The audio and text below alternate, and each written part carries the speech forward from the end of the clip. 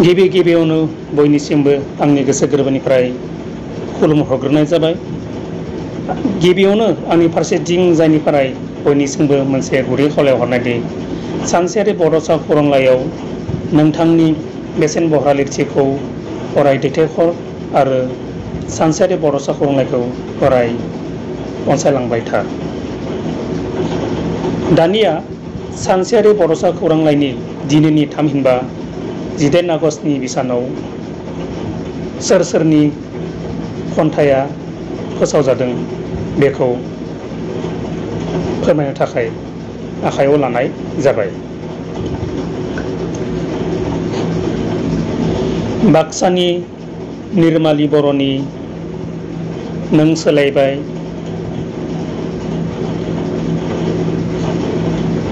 गलाघाटनि पबित्र ब्रत दैमारिनि सोंलु, चिरांनि निन्द्र बसुमतारिनि सानबोलावरियाव जिउनि रेगा,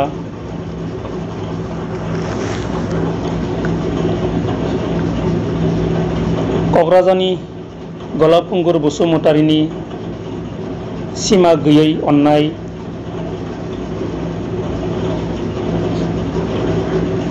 बाक्सानि रैदों बर'नि बां हाबिला,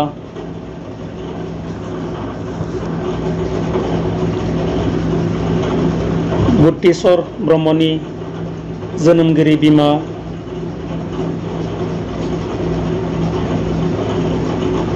बाक्सानि सबिराम बर'नि गासैबो गैला बुमे रांसो,